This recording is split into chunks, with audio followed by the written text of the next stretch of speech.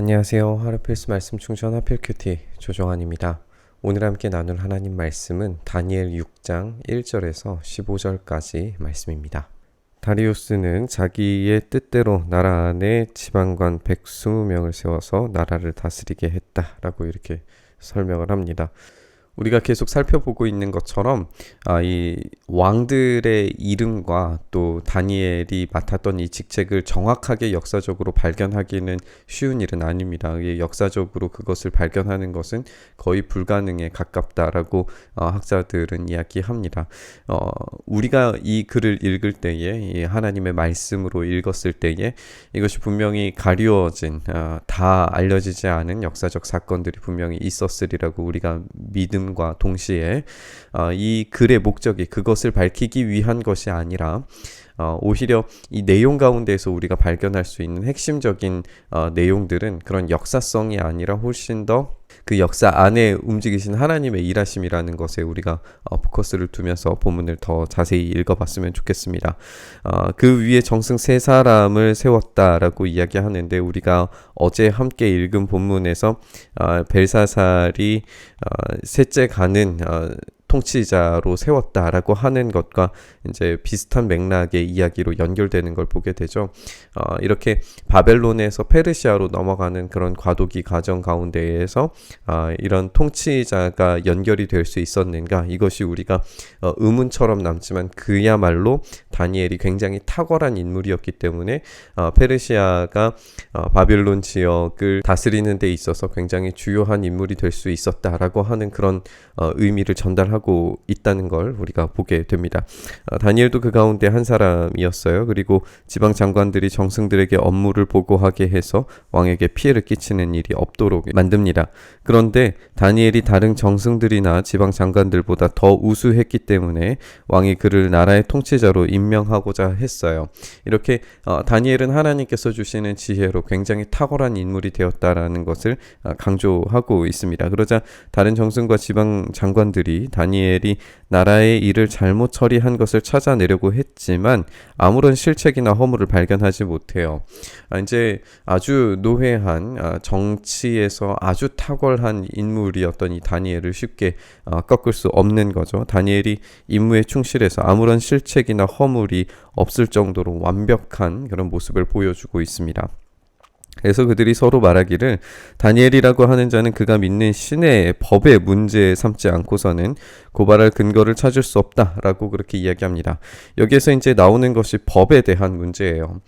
이 법을 누가 만들고 그리고 이 법을 누가 제시하고 그 법에 따라서 살아가는 사람이 누구인가? 그리고 그 법을 이길 수 있는 그런 능력은 누구에게 속해 있는가, 이것을 이제 이 본문에서 보여주게 될 겁니다. 그래서 총리들과 방백들은 왕에게 나아가서 아뢰기를 다리우스 임금님 만수무강하시기를 빕니다. 정승들과 대신들과 지방 장관들과 고문관들과 총독들이 모두 의논한 바가 있는데 임금님이 법을 한 가지 만드셔서 금령으로 내려주시도록 요청하기를 했습니다. 그 법이라고 하는 것은 앞으로 30일 동안에 임금님 말고 다른 신이나 다른 사람에게 무엇을 간구하는 사람은 누구든지 사자굴에 집어넣기로 한다는 것입니다. 라고 이야기를 합니다. 페르시아라고 하는 나라는 굉장히 관대한 나라였어요. 그러니까 이민족들, 정복을 당한 민족들의 문화와 종교들을 굉장히 인정해주고 권장하는 그런 나라였습니다. 바벨론이 완전히 전제주의적인 통치를 하는 국가였다면 페르시아는 그게 아니라 오히려 굉장히 높은 수준의 문화로 다양성을 인정해주는 그런 나라였어요. 그랬기 때문에 이제 고레스가 유대인들을 자기네 땅으로 돌아갈 수 있도록 허락해준 것도 이제 그런 이유 때문이었는데, 그런데 오늘 이 본문에서는 이 제한된 시간 30일이라고 하는 그 시간 동안에 다른 신을 섬기지 못하도록 하는 이 명령을 내린 것은 사실 역사적으로는 굉장히 의문스러운 이야기입니다.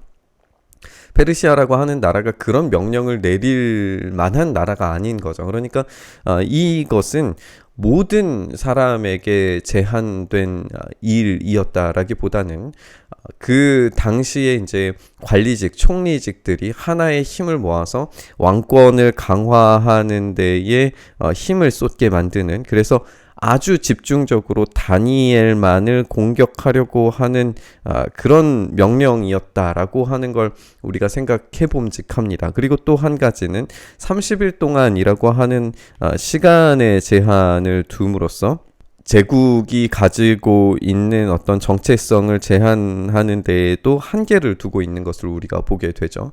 그러니까 이 시간 안에 왕권을 완전히 강화할 수 있는 법령은 이 다리오에게도 굉장히 큰 메리트 있는 그런 법으로 느껴졌을 것 같아요. 그래서 임금님이 이제 금령을 세우고 그 문서에 임금님의 도장을 찍으셔서 메데와 페르시아에 고치지 못하는 법을 따라서 그것을 다시 고치지 못하게 하시기를 바랍니다. 시간 제한이 있기 때문에 그 시간 안에만 지켜지면 되는 것이기 때문에 제국의 어떤 정체성을 잊어버리지 않을 뿐더러 그리고 이 통치 체제를 일원화하고 이제 공고히 하면서 이 왕권을 강화할 수 있는 매우 효과적인 수단이라고 이제 홍보를 하고 있는 거죠. 그래서 다리우스는 금령의 문서에 왕의 도장을 찍게 됩니다. 다니엘은 왕이 금령 문서에 도장을 찍은 것을 알고도 이제 알고 있어요. 이 유능한 그리고 아주 탁월한 정치가였던 다니엘이 이 문서에 도장이 찍힌 것, 이 왕이 어떤 결정을 하고 있는 것, 이 원수들이 자신을 향하여서 무엇을 하고 있는지 어떤 계략과 전략을 가지고 있는지도 알고 있다는 이야기이죠. 자기의 집으로 돌아가서 다락방으로 올라가게 되는데 그 다락방은 예루살렘 쪽으로 창문이 나 있었어요. 예루살렘 쪽이라고 하는 것은 결국 성전을 향하여서이고 솔로몬이 기도했던 것처럼 이방 땅에 가서 그 성전을 향하여 간절히 하나님께 부르짖었을 때에 하나님께서 도우시고 회복시켜 달라라고 하는 그 기도를 지속했다는 것을 우리가 생각을 해볼 수 있죠. 그러니까 이 다니엘이라고 하는 이 인물은 하나님의 약속과 언약에서 얼마나 신실한 인물로서 제시되고 있는지 우리가 살펴볼 수 있게 되는 겁니다. 이 성전을 향하여서 기도하는 것이 약속에 근거해서 이 솔로몬의 기도에 근거해서 이루어졌다는 힌트를 얻을 수 있고 늘 하듯이 하루에 3번씩 그의 하나님께 무릎을 꿇고 기도하며 감사를 드렸다라고 이야기하고 있어요. 이 상황 자체가 감사할 수 없는 상황인데 감사할 수 있는 다니엘의 이 모습을 우리가 볼 수가 있습니다. 그때 다니엘을 모함하는 사람들이 들이닥쳐서 다니엘이 그의 하나님께 기도하며 간구하는 것을 목격을 해요. 그리고 왕에게 나아가서 다니엘을 고발하려고 왕에게 금령을 상기를 시킵니다. 임금님의 금령에 도장을 찍으시고 앞으로 30일 동안 임금님 외에 다른 신이나 사람에게 무엇을 간구하는 사람은 누구든지 사자굴에 던지기로 하지 않으셨습니까? 왕이 대답하기를 그 일은 고칠 수 없다라고 그렇게 이야기를 해요. 가장 강력한 권한을 가진 그런 제국의 왕이라고 할지라도 이 강력한 왕이 지금 법의 질서 안에서 움직이지 못하는 것을 보게 되죠. 이 법을 초월하는 인간이 아니라 법 아래에 있는 인간으로 제시되고 있는 걸 자세히 주목해서 살펴보셨으면 좋겠어요. 메데와 페르시아의 법을 따라 확정된 것이다 라고 하면서 이 법질서 아래에서 꼼짝 못하는 한 인간을 보여주고 있습니다. 그들이 왕에게 아뢰기를 임금님 유다에서 잡혀온 다니엘이 임금님을 무시하고 임금님의 도장이 찍힌 금령을 무시하여, 여기에서 이제 두 가지의 무시가 등장하는데 하나는 왕에 대한 무시이죠. 이제 명령에 대한 무시이고, 그리고 아까 함께 살펴본 것처럼 이 왕권을 공고하기 위한 전략이었는데 그것을 무너뜨렸다라고 하는 모함인 거죠. 그리고 하나는 법에 대한 무시입니다. 이 왕과 법에 대한 무시는 결국 제국의 질서에 대한 무시라고 그렇게 받아들여졌고, 그것이 사형을 언도하기에 충분한 범죄인 것은 사실이죠. 하루에 3번씩 기도를 드리고 있습니다. 이렇게 고발을 해요. 왕은 이 고발을 듣고 몹시 괴로워하고 다니엘을 구원하려고 마음을 쓰고 해가 질 때까지 온갖 노력을 다했지만 결국 이 왕은 법이라는 것 아래에서 아무것도 할 수 없습니다. 이 법을 벗어나지를 못하는 거예요.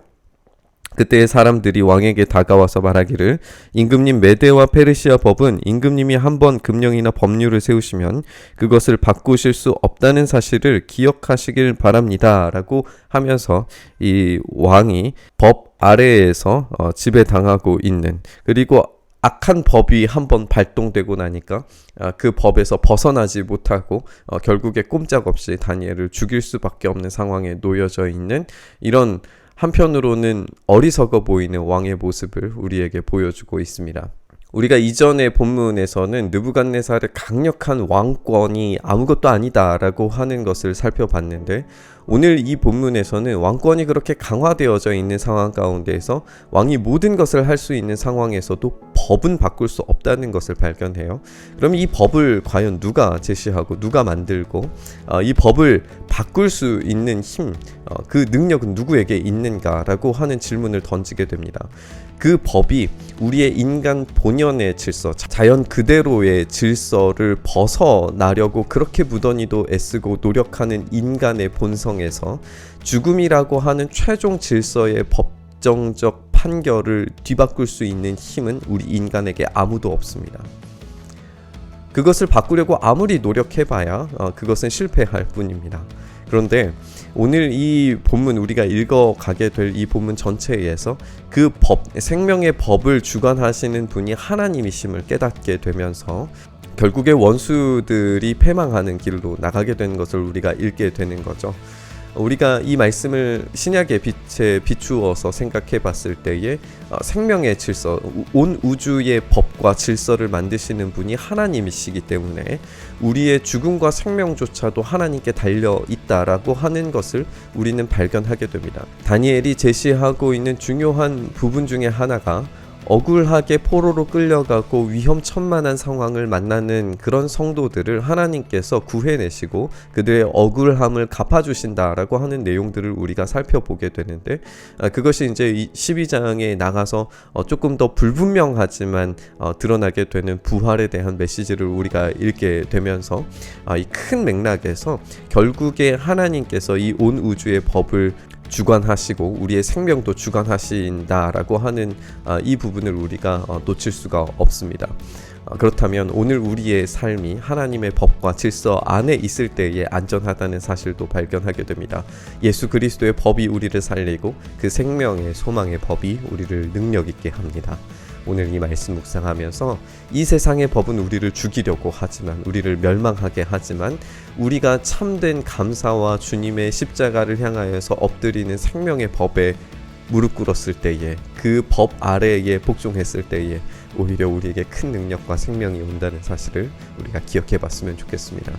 이 놀라운 은혜의 약속, 그 생명의 법 아래 오늘 우리가 들어가기를 간절히 바라고 소망하면서 말씀 묵상하시죠.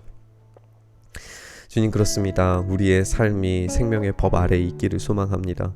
우리의 능력, 우리의 힘, 우리의 생각, 우리의 모든 것들이 아무리 뛰어나다고 하더라도 주님의 그 생명의 질서 아래에서는 아무것도 아님을 우리가 고백하오니, 주님의 그 생명의 질서, 생명의 법 아래에서 오늘도 살게 하셔서 그 능력 안에서 우리가 참된 위로와 소망과 힘과 능력으로 우리의 삶을 힘있게 살아갈 수 있도록 은혜 더하여 주시옵소서. 그렇게 오늘도 우리를 다스리시길 간절히 소망하며 우리 주님 예수님 이름으로 기도드리옵나이다.